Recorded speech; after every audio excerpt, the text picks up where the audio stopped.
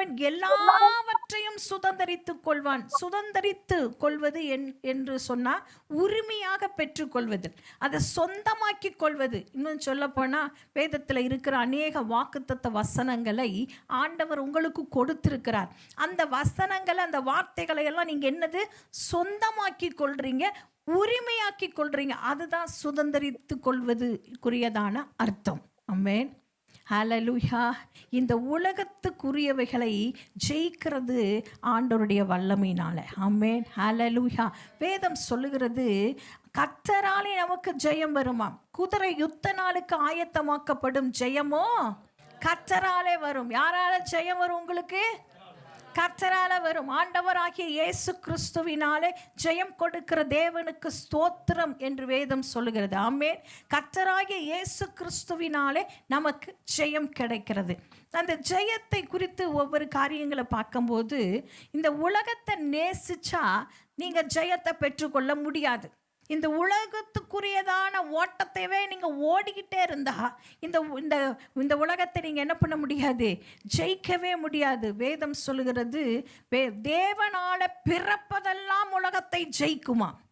ஆமென், ஹல்லேலூயா. நீங்கள் தேவனால பிறக்கப்பட்டவர்களாய் இருப்பீர்கள் என்று சொன்னால் நீங்கள் எல்லாம் என்ன பண்ணுவீங்க, ஜெயம் பெறுவீங்க. ஆமென், ஹல்லேலூயா. ஜெயம் கொள்றதுன்னா சும்மா சாதாரண ஏதோ ஜெயம் கொள்கிறோம், அந்த உலகத்தை ஜெயம் கொள்கிறோன்னு சொல்கிறோம் அப்படின்னு. குணாதிசயங்களை, நம்முடைய ஜென்ம சுபாவங்களிலிருந்து நம்ம ஜெயம் கொள்ளணும். ஆமென், ஹல்லேலூயா. போன தடவை இருந்த மாதிரியே, அதாவது பிறப்பு தேவனால் பிறப்பது அப்படின்னு சொன்னோம் இல்லையா. தேவனால் பிறப்பது நம்ம என்ன பண்ணுறோம், ஞானஸ்தானம் எடுக்கும்போது அது கூட நம்ம பார்த்துட்ருக்கோம்ல. நம்ம ஆண்டவரோடு கூட ஞானஸ்தானம் எடுத்து, ஆண்டவரோடு கூட தண்ணீரில் மூழ்கி ஞானஸ்தானம் எடுக்கும்போது நம்ம அடக்கம் பண்ணப்பட்டு மீண்டுமா எழுந்திருப்பது தான் ஞானஸ்தானத்துக்குரியதான அடையாளம். மாதிரி தோர்ந்து எழுப்பினுடைய ஆவி நம்மேல் இறங்குகிறார். ஹல்லேலூயா. அந்த ஞானஸ்தானம் எடுக்கும்போது நம்மளுக்கு ஒரு பிறப்பு உண்டாகிறது. என்ன பிறப்பு? தாயின் கருவில் உருவாகும் முன்னே நாம் என்ன பண்ணுறோம், எப்படி இருக்கிறோமோ. தாவீது சொல்கிறாரா, நான் தாயின் கற்பத்தில் உருவாகுது, துர்குணத்தில் உருவானேன் என்று சொல்லி வேதம் சொல்லுது. இந்த பாவத்தை மாற்றுவதற்கு, நாம் செய்கிற பாவத்தை எல்லாம் அவருடைய இரத்தத்தினாலே கழுவப்படுவது, அதுதான் ஞானஸ்தானம். ஹல்லேலூயா. அது மீண்டுமா நம்ம என்ன பண்ணுறோம், மறுபிறப்பு எடுக்கிறோம்.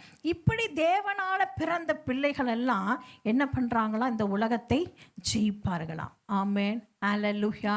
உலகத்தை, அதாவது ஒரு சில காரியங்களை நான் பார்த்துட்டே இருந்தேன். உலகத்தைக்குரிய காரியங்களை நம்ம எப்படி ஜெயம் கொள்வது? இப்போது நம்ம குடும்பங்களிலே பல பிரச்சனைகள் இருந்து கொண்டே தான் இருக்குது இல்லையா. உங்களுடைய வாழ்க்கையில் பல பிரச்சனை இருக்குது. அந்த பிரச்சனையிலிருந்து, அந்த போராட்டத்திலிருந்து கூட நீங்கள் ஜெயம் கொள்ளணுமா. வேதம் சொல்லுகிறது, சத்துரு என்மேல் ஜெயம் கொள்ளாததினால் அவர் என்மேல் பிரியமாயிருக்கிறார் என்று நான் அறிவேன் என்று தாவீது சொல்லுகிறார். சத்துரு நம்ம மேல ஜெயம் கொள்ளக்கூடாது.